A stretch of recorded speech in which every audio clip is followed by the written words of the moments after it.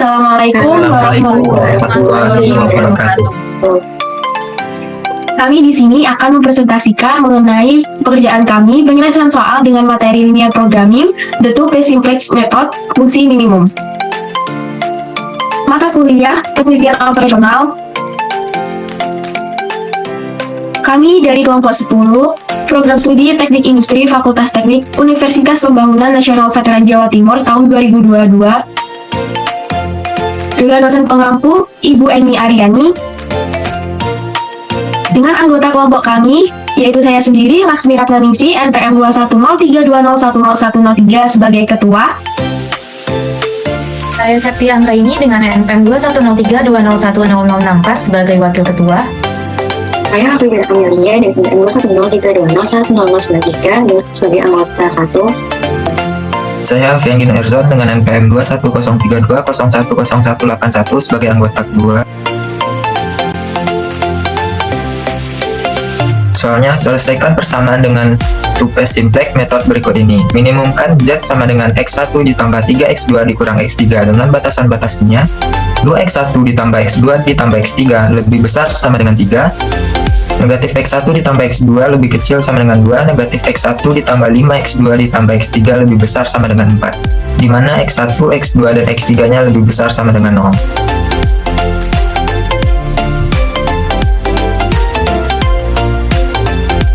Penyelesaian. Bentuk standar fungsi tujuan minimum. Z sama dengan X1 ditambah 3X2 dikurang X3 ditambah 0X4 ditambah 0X5 ditambah 0X6 ditambah 0X7 ditambah 0X8. Kita pindah ruaskan ke kiri, jadi Z Z dikurang X1 dikurang 3X2 ditambah X3 dikurang 0X4 dikurang 0X5 dikurang 0X6 dikurang 0X7 dikurang 0X8. Dengan batasan-batasannya 2X1 ditambah X2 ditambah X3 dikurang X4 ditambah X7 sama dengan 3. Di sini di baris pertama ini kita menambahkan variabel select bertanda negatif dan variabel artificial bernilai positif karena tanda batasan sebelumnya lebih besar sama dengan 3. Selanjutnya negatif X1 ditambah X2 ditambah X5 sama dengan 2. Di baris ini ditambahkan variabel select bertanda positif dikarenakan tanda sebelumnya negatif.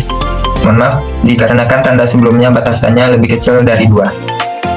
Baris ketiga, negatif X1 ditambah 5X2 ditambah X3 dikurang X6 ditambah X8 sama dengan 4.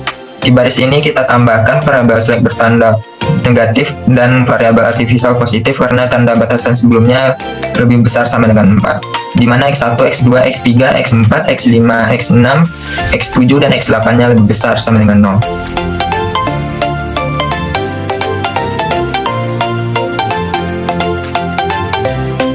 Fase 1. Fase 1 ini bertujuan untuk menguji apakah persoalan yang akan diselesaikan ini solusinya visible atau tidak. Fase 1 ini selalu meminimumkan karena kita akan meminimumkan variabel artificial. Jadi di fungsi minimumkan ini Z diubah menjadi X0 sama dengan X7 ditambah X8. Kita tidak memasukkan variabel select karena kita di sini meminimumkan variabel artificial saja.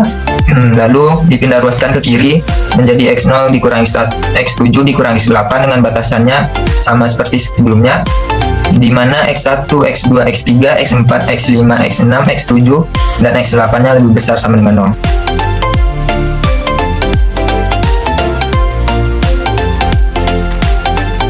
Lalu kita masukkan ke dalam tabel simplex, di mana baris X0 yaitu 1, 0, 0, 0, 0, 0, min 1, min 1, 0.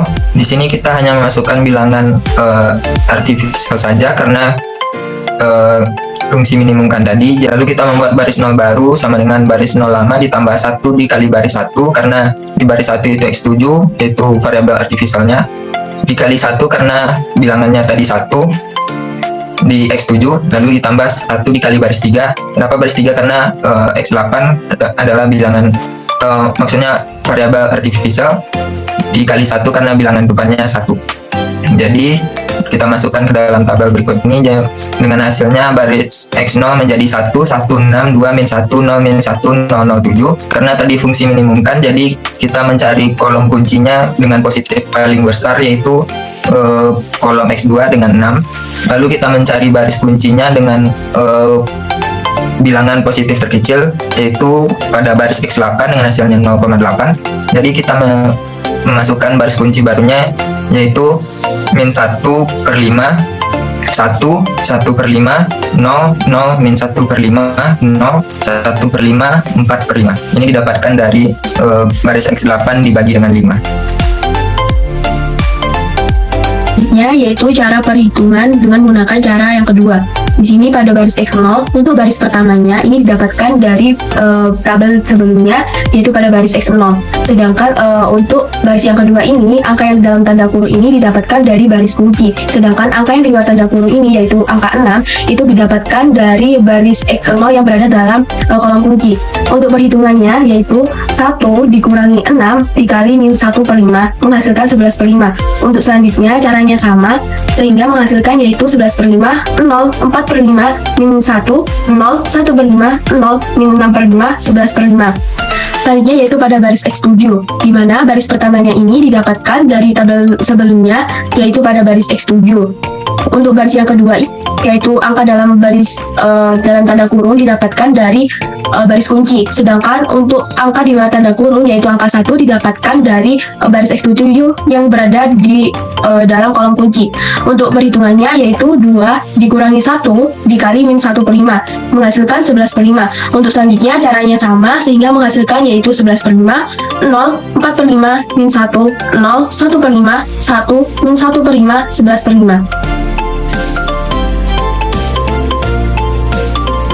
Untuk selanjutnya yaitu baris X5. Untuk baris pertamanya ini didapatkan dari tabel sebelumnya, yaitu pada baris X5. Sedangkan untuk baris yang kedua ini, angka pada tanda kurung didapatkan dari baris kunci. Sedangkan untuk angka di luar tanda kurung, yaitu angka 1, didapatkan dari baris X5 yang berada dalam kolom kunci. Untuk perhitungannya yaitu min 1 dikurangi 1 dikali min 1/5 menghasilkan yaitu min 4/5. Untuk selanjutnya caranya yaitu sama, sehingga menghasilkan yaitu min 4/5, 0, 1/5, 0, 1, 1/5, 0, min 1/5, 6/5. Untuk selanjutnya yaitu step kedua, di mana nilainya ini didapatkan dari perhitungan sebelumnya. Untuk metode deduct simplex fungsi minimum ini, kita terlebih dahulu mencari kolom kunci dengan angka positif terbesar, yaitu pada baris X0, yaitu 11/5 yang terdapat pada kolom kunci X1. Nah, untuk selanjutnya yaitu kita memilih baris kunci, yaitu dengan RHS dibagi dengan angka yang terkena kolom kunci, yaitu dimana 11/5 dibagi 11/5 sama dengan 1, 6/5 dibagi min 4/5 sama dengan min 3/2, min 4/5 dibagi min 1/5 yaitu min 4, dimana kita memilih positif terkecil yaitu angka 1 pada baris X7. Untuk selanjutnya kita mencari baris kunci baru, dimana baris kunci dibagi dengan angka dalam perpotongan kolom dan baris kunci, yaitu 11/5 dibagi 11/5 sama dengan 1, 0 dibagi 11/5 sama dengan 0, 4/5 dibagi 11/5 sama dengan 4/11, min 1 dibagi 11/5 sama dengan min 5/11, 0 dibagi 11/5 sama dengan 0, 1/5 dibagi 11/5 sama dengan 1/11, 1 dibagi 11/5 sama dengan 5/11, min 1 dibagi 5, min 1/5 dibagi 11/5 sama dengan min 1/11, dan 11/5 dibagi 11/5 sama dengan 1. Untuk selanjutnya yaitu cara perhitungan menggunakan cara yang kedua, di mana pada baris X0, untuk baris pertamanya didapatkan dari tabel sebelumnya, yaitu pada baris X0. Terus untuk baris yang kedua, angka dalam tanda kurung ini didapatkan dari baris kunci, sedangkan angka di luar tanda kurung yaitu 11/5 didapatkan dari baris X0 yang berada pada kolom kunci. Untuk perhitungannya yaitu 11/5 dikurangi 11/5 dikali 1 sama dengan 0. Untuk selanjutnya caranya sama, sehingga yaitu menghasilkan 0, 0, 0, 0, 0, 0, min 1, min 1, 0. Selanjutnya yaitu pada baris X5. Untuk baris X5, pada baris pertamanya yaitu didapatkan dari tabel sebelumnya, yaitu pada baris X5. Sedangkan untuk baris yang kedua ini, angka dalam tanda kurung didapatkan dari baris kunci. Sedangkan angka yang di luar tanda kurung, yaitu min 4/5 didapatkan dari baris X5 yang terkena kolom kunci. Untuk perhitungannya sendiri, yaitu min 4/5 dikurangi min 4/5 dikali 1 menghasilkan 0. Untuk selanjutnya caranya sama, sehingga menghasilkan 0, 0, 1/11, min 4/11, 1, 3/11, 4/11, min 3/11, 2.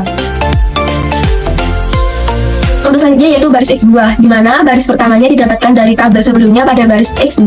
Untuk baris yang kedua ini, angka dalam tanda kurung didapatkan dari baris kunci, sedangkan angka di luar tanda kurung yaitu min 1/5 didapatkan dari baris X2 yang terkena kolom kunci. Untuk perhitungannya yaitu min 1/5 dikurang min 1/5 dikali 1 menghasilkan 0. Untuk selanjutnya caranya sama, sehingga menghasilkan yaitu 0, 1, 3/11, min 1/11, 0, min 2/11, 1/11, 2/11, 1. Jadi pada step 3 ini, angka-angka yang berada pada tabel ini merupakan angka yang berasal dari perhitungan sebelumnya. Karena tidak bisa mencari kolom kuncinya, karena tidak ada angka positif lagi pada baris X0, maka kita lihat nilai RHS-nya. Karena nilai RHS sama dengan 0, jadi kolom tersebut mempunyai solusi visible dan dapat dilanjutkan ke fase 2 untuk mencari nilai X1, X2, dan X3. Tapi pada fase 2, variabel X7 dan variabel X8 yang merupakan kolom artifisial tidak disertakan ke fase 2. Lalu pada fase 2, fungsi tujuannya dikembalikan lagi ke persoalan awal yang sudah dipindah ruaskan ke ruas ini. Ini fase 2 step 1. Angka-angka pada baris X1, X5, dan X2 sama seperti tabel sebelumnya. Bedanya hanya pada angka yang berada pada CJ dan CJ, yaitu angka ini berasal dari fungsi tujuan awal persoalan awal yang sudah dipindahkan ke ruas kiri. Namun sebelum mencari kolom kunci dan baris kunci, kita harus merubah tabel 1 menjadi tabel yaitu dengan rumus baris nol baru sama dengan baris nol lama ditambah 1 kali baris 1. Kenapa 1? Karena merupakan kebalikan dari min 1. Tambah baris 1 karena X1 berada pada baris 1. Lalu kita ditambah lagi dengan 3 kali baris 3. Kenapa 3? Karena merupakan kebalikan dari angka min 3. Lalu kenapa baris 3? Karena X2 berada pada baris ketiga. Mencarinya dengan min 1 ditambah 1 kali 1 tambah 3 kali 0 menghasilkan angka 0. Begitu juga seterusnya, sehingga didapatkan angka-angka pada tabel 2. Lalu kita mencari kolom kunci dengan mencari angka positif terbesar, karena ini adalah kunci minimumkan, yaitu 24/11 yang berada pada kolom X3. Lalu setelah itu kita mencari baris kunci dengan membagi angka yang ada pada kolom RHS dibagi dengan angka yang berada pada kolom kunci. Itu 1 dibagi 4/11 sama dengan 11/4, 2 dibagi 1/11 sama dengan 22, 1 dibagi 3/11 sama dengan 11/3. Nah, didapatkan yang paling kecil positifnya adalah 11/4 yang berada pada baris 1. Lalu untuk mencari baris kunci, kita membagi angka pada baris kunci dibagi dengan angka yang berada pada perpotongan antara kolom kunci dan baris kunci, yaitu 1 dibagi 4/11 sama dengan 11/4, 0 dibagi 4/11 sama dengan 0, 1/11 dibagi 4/11 sama dengan 1, dan 5/11 dibagi 4/11 sama dengan 5/4, 0 dibagi 4/11 sama dengan 0, 1/11 dibagi 4/11 sama dengan 1/4, dan 1 dibagi 4/11 sama dengan 11/4. Nah, untuk mencari baris CJ dan CJ-nya, kita menggunakan cara bahwa pada baris yang atas itu merupakan angka yang berada pada baris CJ dan CJ.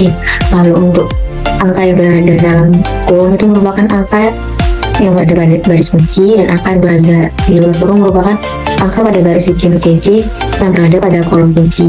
Cara mengirimnya dengan 0 dikurangi 24/11 dikali 11/4 menghasilkan min 6. Begitu juga seterusnya sehingga didapatkan 0, 0, 2, 0, min 1, min 2. Selanjutnya baris X5. Baris yang atas merupakan angka yang berada baris X5. Angka yang berada dalam kurung merupakan baris kunci, dan angka yang berada di luar kurung merupakan angka pada baris X5 yang terdapat pada kolom kunci. Cara menghitungnya sama, yaitu dengan 0 dikurangi 1/11 dikali 11/4 menghasilkan min 1/4. Begitu juga seterusnya, yaitu menghasilkan 0, 0, min 1/4, 1, 1/4, dan 7/4.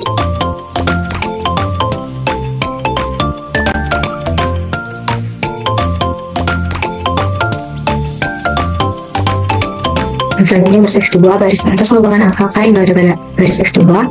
Angka yang berada pada dalam kurung merupakan baris kunci, dan angka yang dalam kurung merupakan angka pada baris X2 yang terdapat pada kolom kunci.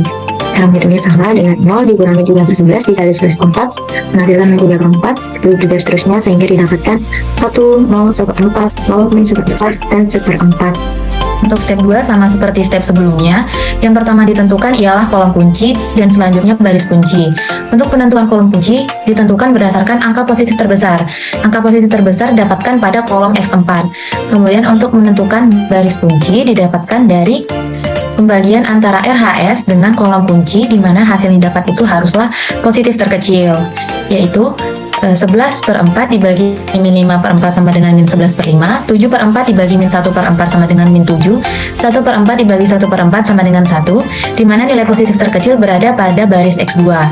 Kemudian menentukan baris kunci yang baru, yaitu dengan membagi min 3/4 dibagi 1/4 sama dengan min 3, 1 dibagi 1/4 sama dengan 4, 0 dibagi 1/4 sama dengan 0, 1/4 dibagi 1/4 sama dengan 1, 0 dibagi 1/4 sama dengan 0, min 1/4 dibagi 1/4 sama dengan min 1, dan 1/4 dibagi 1/4 sama dengan 1.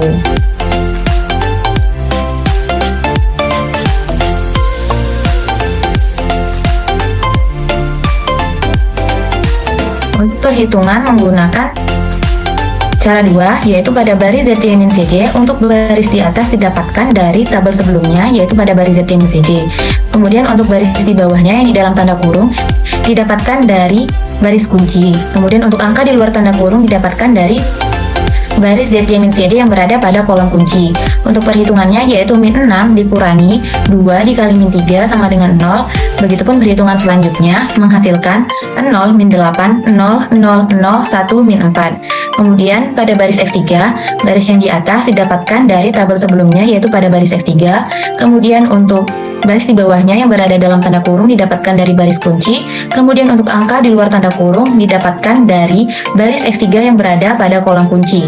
Untuk perhitungannya yaitu 11/4 dikurangi min 5/4 dikali min 3 sama dengan min 1. Begitupun untuk perhitungan selanjutnya menghasilkan min 1, 5, 1, 0, 0, min 1, 4.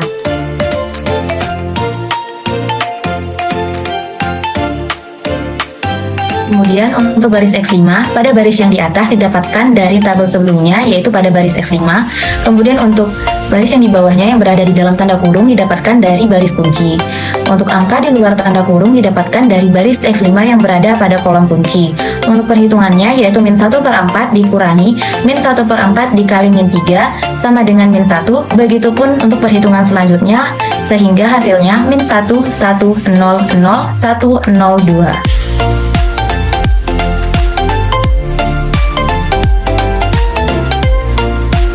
Kemudian selanjutnya masuk ke step 3, di mana pada step ini dilakukan uji Z dengan rumus X1 ditambah 3X2 dikurangi X3, di mana nilai X1 sama dengan 0, X2 sama dengan 0, dan X3 sama dengan 4.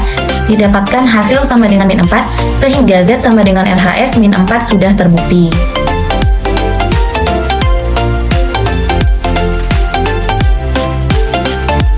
Kesimpulannya, solusi sudah optimal dengan memberikan nilai X1 sama dengan 0, X2 sama dengan 0, X3 sama dengan 4, dengan nilai Z sama dengan min 4.